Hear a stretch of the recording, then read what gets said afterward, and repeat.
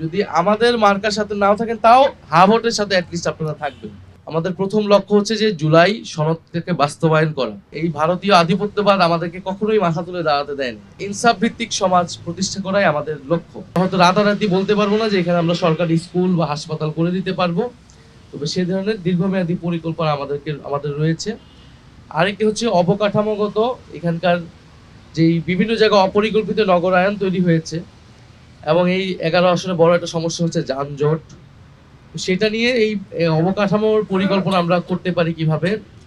ড্রেনেজের আমাদের সংস্কার করতে হবে, জলাবদ্ধতা যাতে দূর হয়, এবং এই যে খেলাধুলার মাঠগুলো পুনরুদ্ধার এবং নতুন আধুনিক প্লে গ্রাউন্ড তৈরি করা ইত্যাদি আমাদের কিছু পরিকল্পনা রয়েছে। আমরা হয়তো আপনাদের সাথে আরো সময় পেলে আমরা হয়তো বিস্তারিত আপনাদের বলতে পারবো, বা আমাদের অনলাইনে গেলে আপনারা এটা বিস্তারিত পাবেন। আমরা ওয়ার্ড ভিত্তিক তো ইশতেহার করতেছি, প্রত্যেকটা ওয়ার্ডের আলাদা সমস্যাগুলোকে অ্যাড্রেস করা।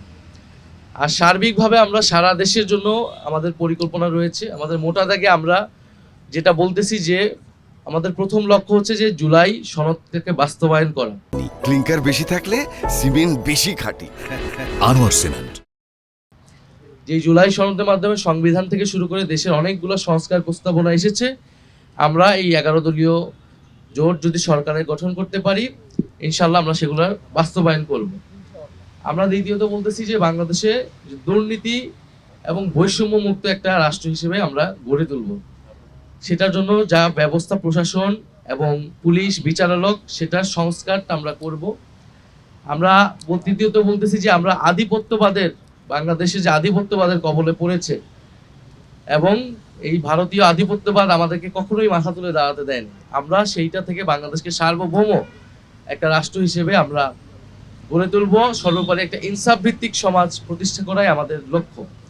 আর আপনারা জানেন এবার জাতীয় সংসদ নির্বাচনের পাশাপাশি গণভোট অনুষ্ঠিত হতে যাচ্ছে, বলে গণভোটে আমরা হা ভোটের পক্ষে সবাই থাকবো ইনশাল্লাহ।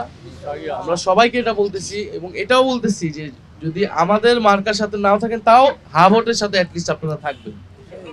কারণ হা ভোট হচ্ছে এটা দেশের, এটা কোনো দলের বিষয় না। এটা সামগ্রিক দেশের সংস্কার হবে এবং মোটামুটি দেশের প্রধান সকল রাজনৈতিক দলই হা ভোটের পক্ষে আছে। জাস্ট এটা হয়তো আরো একটু জনসচেতনতা লাগবে। এই জায়গায় আপনাদের গুরুত্বপূর্ণ দায়িত্ব আছে বলে আমরা মনে করি।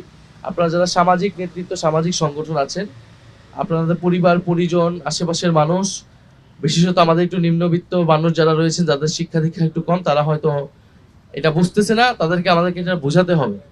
হাসিনার আমলের যে ব্যবস্থা, যেখানে শুধু প্রধানমন্ত্রীর একক ক্ষমতা, কোনো বিরোধী দলের কোনো সুযোগ থাকে না, মানুষের মত প্রকাশের অধিকার থাকে না, ভোটাধিকারের নিশ্চয়তা থাকে না, এই সংস্কারগুলাই কিন্তু আমরা এবার জুলাই সনদে নিয়ে এসেছি, বা গণভোটের যে আদেশ, সেই আদেশে এটা বলা হয়েছে।